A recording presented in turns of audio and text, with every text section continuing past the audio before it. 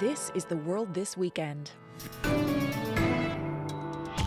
Hello, I'm Stephanie Skandaris. Coming up, Russia's foreign minister lashes out at Western countries at the UN General Assembly amid reports the U.S. will give Ukraine long-range missiles. Also, environmentalists celebrate Ontario Premier Doug Ford's reversal on developing land in the protected Greenbelt region.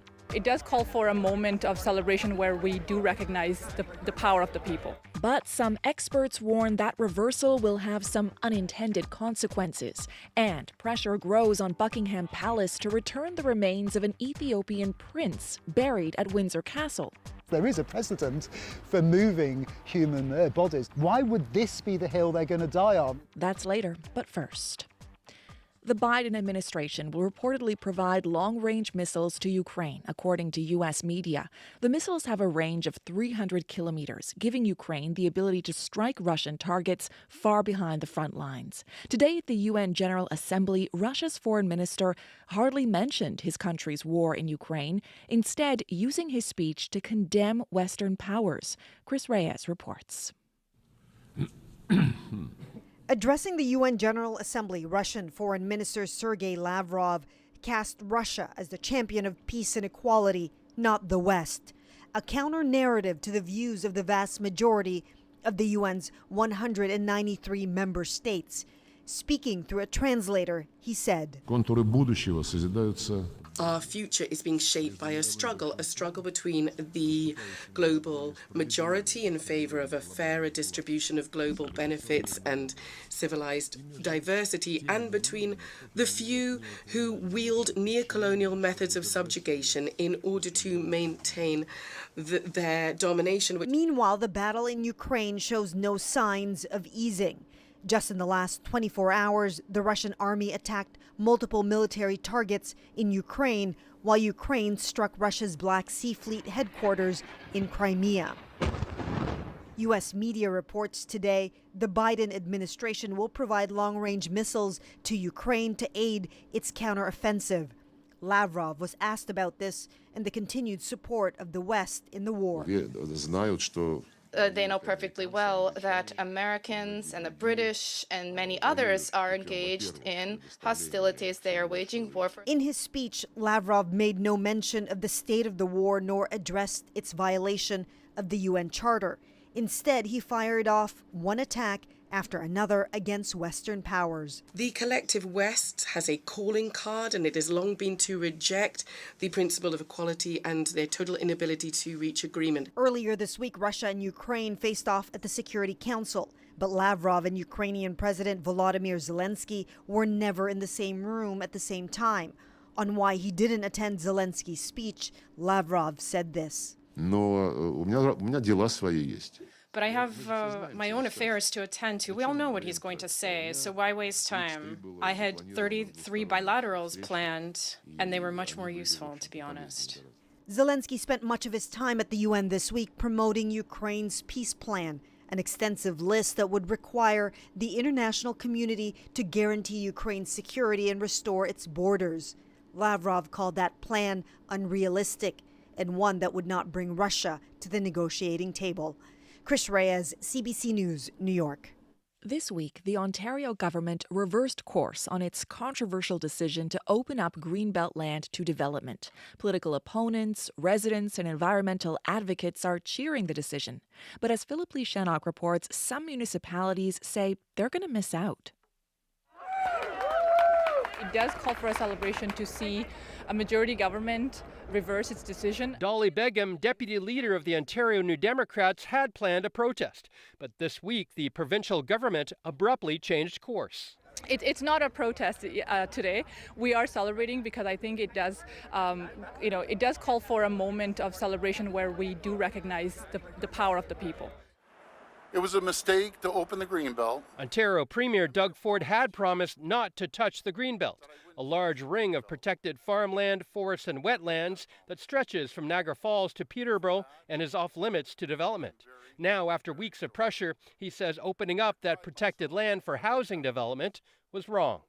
And for that, I'm very, very sorry. It should have never happened in the first place. These lands should have never been removed from the Greenbelt. But Tim Gray, Executive Director of Environmental Defense, says it's far from over. Reports from the province's Auditor General and Integrity Commissioner both found major flaws in how land was chosen for development. I do think more needs to be done. We do need some kind of public inquiry and police investigation into this matter.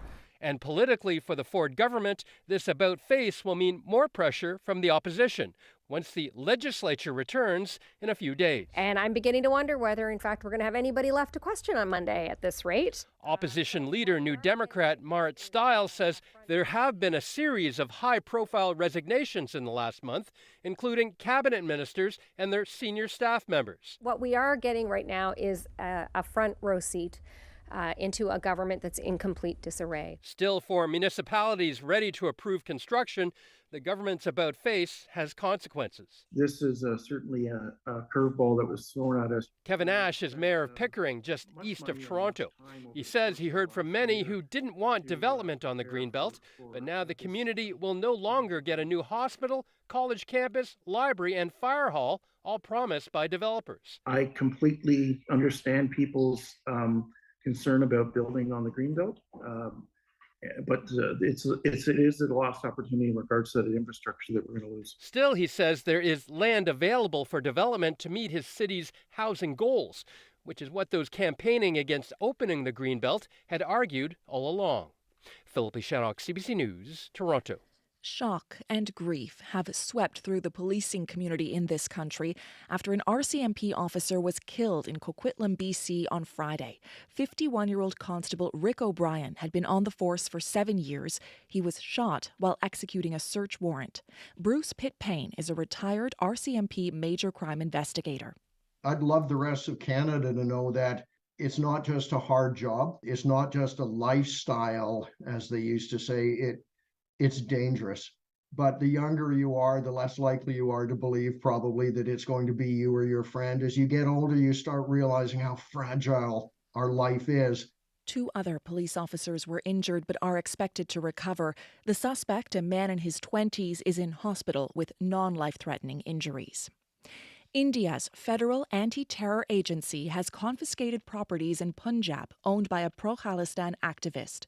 Gurpatwant Singh Pannun is spokesperson for the US-based Sikhs for Justice. He was widely condemned for making anti-Hindu remarks in a now-deleted video. The agency has also begun the process of seizing property belonging to Hardeep Singh Nijjar, who was shot dead in Surrey, BC in June. India has branded both men as terrorists. The confiscations are the latest in an escalating battle that began earlier this week when Prime Minister Justin Trudeau accused India in having a hand in Nijjar's killing. Freelance reporter Murli Krishnan is in New Delhi. I spoke to him earlier about how that story is playing out in India. So what's been the reaction in India since Prime Minister Justin Trudeau made this accusation on Monday? Well, I think India believes that to be publicly called out is something which did not resonate well, both within the government as well within the general public. I think India was caught on the back foot initially, but has decided to up the ante and decide to sort of take on Canada. That's what the position is right now. Mm-hmm. Well, Canadian sources have said, and I'm quoting here our CBC News Online article, that when pressed behind closed doors, no Indian official has denied this allegation. What do you think the fallout would be if it was proven to be true? Look, such extrajudicial killings have historically not been part of India's intelligence playbook. If these allegations are true, then I think there is a radical reimagination of Indian intelligence and Indian intelligence operations outside the country. The public confrontation with India was something nobody quite expected, especially after the G20 summit. New Delhi wants to be seen rubbing shoulders at the high table with the G7. So therefore, Canada's allegation has obviously created a discord in the post-G20 narrative. It has cast a cloud on India's convening power. So therefore, I think in the few months, in May 2024, India is heading for crucial general elections. And I think these allegations can damage India's public image as a democratic nation committed to a rules-based order. and I think more critically, its perception as a trustworthy ally in the competition against China. What about domestically? You mentioned the election coming up. If this is proven to be true, could that harm Narendra Modi politically in any way? Yes, it could in some ways also, because what's more is that Canada's Five Eyes partners could re-evaluate intelligence sharing and law enforcement cooperation with India. Some believe that the accusations also could have direct implications for Prime Minister Modi himself, because the India's external intelligence agency, the Research and Analysis Wing, RANW, it reports directly to the Prime Minister's office. And should Canada's investigation into Niger's killing lead to arrest or even judicial action against senior figures in the RAW, it could touch those in the Prime Minister's inner circle. We've heard the Indian government lobbing back its own accusations, calling Canada a safe haven for terrorists, extremists, and anti-India sentiment, speaking with regards to that Sikh separatist movement. That's a movement that reached its peak in the 1980s. How is it viewed in India today? The movement has lost its steam in India. It's partly owing to a government crackdown and economic growth. So I don't think Sikh terrorism is about to erupt again in Punjab, adding to India's already separatist unrest in Kashmir and its northeastern states. But remember, the only problem is here that Khalistan may not be a threat to India's unity, but it's going to affect its foreign policy. And what's been the general public's reaction to this story? How are people talking about it there? Well, it's kind of had a varied response.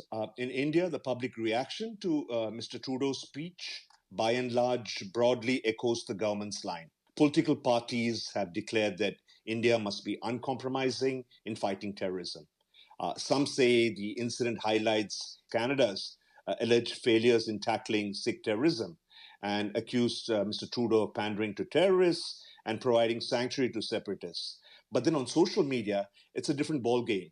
Indian social media warriors are praising the government's muscular and tough policies, and they have greeted the news of Hardeep Singh Nijjar's killing with barely any concealed glee. They're quickly deciding that under muscular leadership, India's intelligence agencies were now proactively protecting the country. So it's kind of a mixed bag. Okay, well, really appreciate your insights on this. Thank you so much. Thank you so much. Freelance reporter Murli Krishnan in New Delhi. In North Carolina, Tropical storm Ophelia made landfall on Saturday morning with winds up to 113 kilometers an hour. Tens of thousands of homes and businesses across North Carolina have lost power as a result. Parts of North Carolina and Virginia expect to see up to 20 centimeters of rain through the rest of the weekend. Forecasters say the storm is expected to weaken as it moves further inland. More than a dozen stolen artifacts from Ethiopia have returned home. The items were looted a century and a half ago by British soldiers. Along with the religious and culturally significant objects, a young Ethiopian prince was also taken. Abby Kugathasan has the story of that prince and the ongoing fight to repatriate his remains. Applause at a private members club near Buckingham Palace as a few items taken from Abyssinia, now Ethiopia, about 155 years ago, are being returned. A promising development for Venus Narayan, an Ethiopian Brit. I'm going to be very happy to go back home and visit wherever these items are going to be displayed. Leonie Turner is from New Zealand. She brought with her an envelope found among family mementos. I just looked inside this one, expecting it to be empty. I just prized them open a little bit, and I saw the 2 locks of hair. One lock belonged to her great-great-uncle, Captain Tristram Speedy. Known as Charlie, he'd lived in Abyssinia in the mid-19th century. The other lock belonged to the emperor's young son, the crown prince, Alamayu. The story of our Uncle Charlie and your Prince Alamayu was told and retold. That story begins with a lost letter sent by Emperor Tedros seeking a political alliance with Queen Victoria. Receiving no reply, he took several European prisoners. Britain reacted by deploying thousands of troops. The mountain fortress at Magdala was pretty high up. Ian Shapiro is a collector in London. One image in his collection shows the siege, featuring mounted troops in red coats. And you see the imperial residence and the compound atop the fortress in flames. The emperor saw defeat on the horizon. Rather than be taken captive, the emperor had committed suicide. Among the soldiers was a representative from the British Museum, sent to bring back more than those who'd been imprisoned.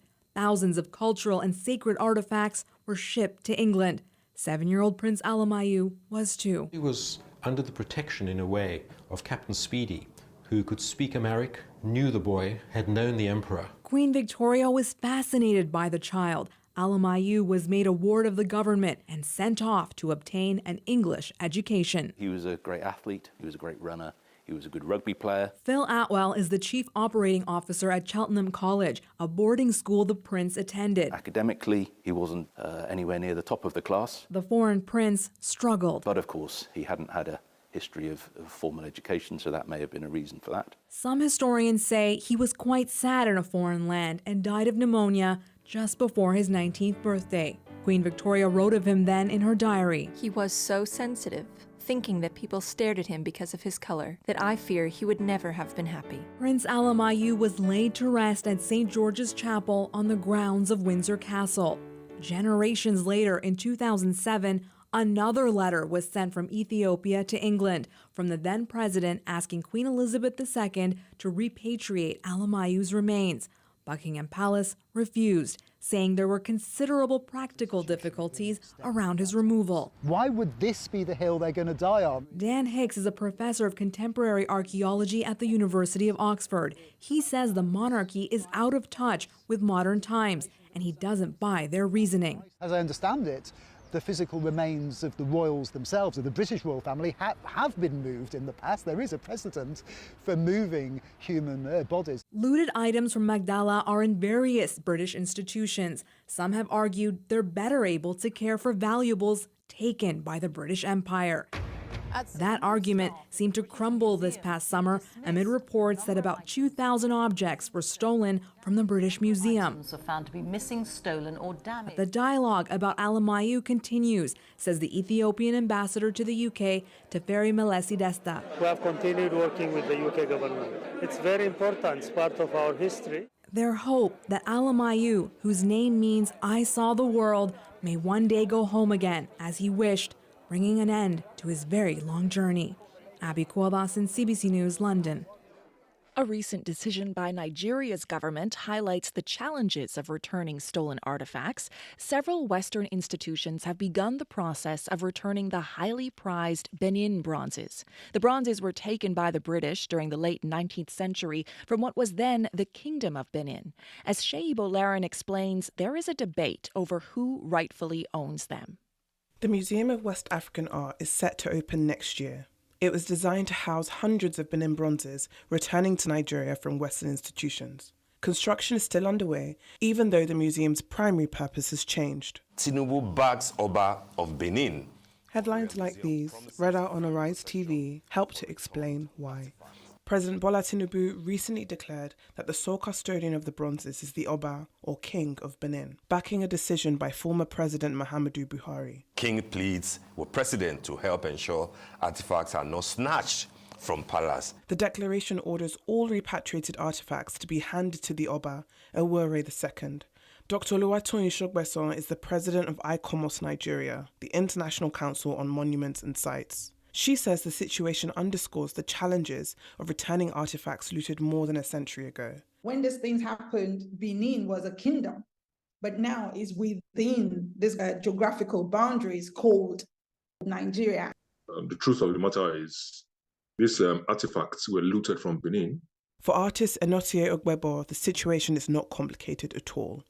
He says the bronzes were stolen from Ewure II's great-great-grandfather, and their ownership was never in question. They were looted from the palace, and the king, the Oba, is the ceremonial custodian of our culture, of our history, of our heritage. The issue has been preparing the proper infrastructure to house and display these artifacts so that they don't end up the same conditions they were in Europe and America. Many of the museums that made agreements to return the Benin bronzes tacitly did so on the basis they would be held in a modern museum and accessible to the public. In May, Cambridge University postponed its plans to return 116 bronzes after Buhari's declaration. The more spirited assertions of confusion, from Western voices were often the ones that didn't really want this to work in the first instance. Chika Okeke Agulu is an artist and art historian at Princeton University. He says institutions that have been reluctant to return artifacts in their possession are now exploiting the situation to maintain possession of the bronzes. But the ones that are committed to it know better, that it wasn't just simply, we had a deal with a Moa and now they say we should turn them over to the Oba of Benin. Dan Hicks is a professor of contemporary archaeology at Oxford and a curator of the Pitt Rivers Museum, which has one of the largest collections of bronzes. It is uncontroversial and should be uncontroversial from a European side. Hicks says repatriation of artefacts is a complex process, but the obstacles can be overcome. I know that restitution takes time, not least when there are multiple stakeholders involved. But this is a normal part of the curatorial practice of all of us that work in so-called world culture museums. The Oba says he plans to build a royal museum to house the bronzes, but specifics are unclear at this time. Sheyi Bolarin for CBC News, Lagos. Fire forecasters will be getting new technology to help detect and predict future wildfires.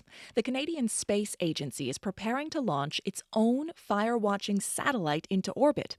Wildfire Sat will cost around $170 million and will be the world's first satellite dedicated to public fire monitoring. Canada currently relies on multiple European and NASA satellites for its fire data. Senior Programs Officer Daniel DeLille says it's important for the space agency to have its own system to track wildfires. Because of the increase of wildfires in Canada, 7,000 fires that we monitor almost on a yearly basis. With climate change and droughts, it could double by 2050. The satellite really provides this synoptic view of the fire itself, where you can actually delineate the fire line. The satellite is planned to launch in 2029. And 7 years after taking off, NASA's OSIRIS-REx spacecraft will fly by Earth this weekend with a special delivery. It'll drop off a capsule with some rock and dust collected from the asteroid Bennu. The capsule will enter Earth's atmosphere Sunday morning. Tim Haltigan is with the Canadian Space Agency. He says scientists are excited because asteroids contain materials from the very beginnings of the solar system. Understanding the materials that are contained within this return is going to help us understand very fundamental questions, potentially even where did life come from? A parachute will help slow the capsule's fiery descent toward the Utah desert, and a heat shield will protect the cargo.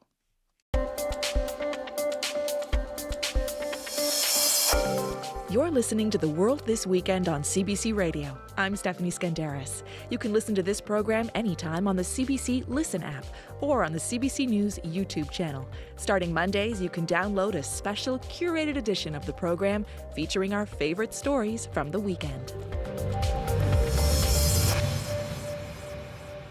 The man once called the Pope of Trash has been canonized by Hollywood.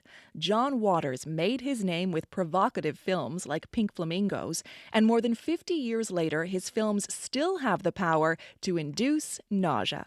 Steve Futterman tells us how cinema's biggest champion of bad taste is now being embraced by the establishment. This past week, John Waters has been celebrated all over Hollywood. His work is the subject of a major exhibition at the Academy Museum of Motion Pictures. And last Monday, we welcome to the Hollywood Walk of Fame, who? John Waters! Perhaps the ultimate sign of inclusion here. A star honoring Waters was unveiled on Hollywood Boulevard's Walk of Fame. Thank you, thank you. At the ceremony, Waters couldn't resist making fun that he was being honored on the famous street. Here I am, closer to the gutter than ever. From his early days making independent films in Baltimore, Waters has gone against Hollywood norms and standards of decency. I cannot take another heartbreak. I just cannot take it. Anybody home? Mocking traditional values like religion and middle-class suburbia, while also joyfully highlighting gay and transgender people who live on the margins. I love you. I love you too, my darling. Perhaps best exemplified by the over-the-top drag queen named Divine, who was Waters' childhood friend. In one memorable scene in Pink Flamingos, Divine struts like a runway model as Waters plays the song The Girl Can't Help It. Bob Shea was a 30-something head of a then-fledgling studio in 1972, New Line Cinema, when he gave the green light to release Pink Flamingos. He's a quintessential iconoclast, and I think he sincerely believes in what he's doing, and he sincerely believes in the sentiments that he expresses, and people think that he's a genuine character, and I do too. Pink Flamingos led to other quirky films, Polyester and Serial Mom, which features Kathleen Turner as a sweet, ordinary middle-class mom who becomes a killer. You can't wear white shoes after Labor Day. That's not true anymore. Yes, it is. Didn't your mother ever tell you?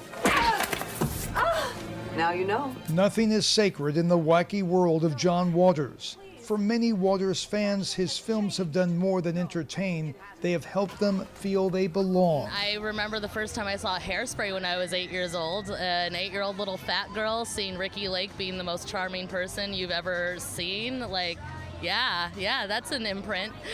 Waters told me he knew he had a unique point of view from a young age. There's a moment you have to decide, am I going to embrace it and just go with it? I always embraced it because I couldn't imagine.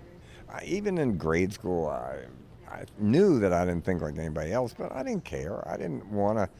I just think, why aren't the other kids thinking about what I'm thinking? But I quickly learned that it was impossible for me to pretend I was like everybody else, because I wasn't. And he admits there is something quite amazing having his star on Hollywood Boulevard and an exhibition of his work at the Academy Museum. Yes, there is a certain craziness that the Academy Award Museum is sponsoring a John Waters retrospective, but it's a delightful one. I now declare today John Waters Day in Hollywood. Steve Futterman for CBC News, Los Angeles.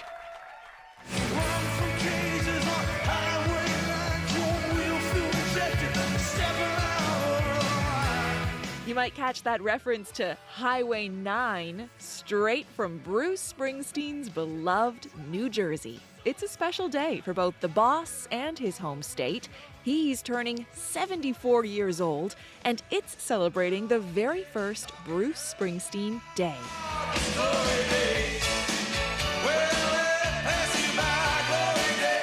Announcing the news back in April, New Jersey Governor Phil Murphy said in a statement that Springsteen is one of the most recognizable, iconic, and influential musicians and New Jerseyans of all time, and that he can't believe it's taken so long to declare an official day dedicated to the man behind the famous songs.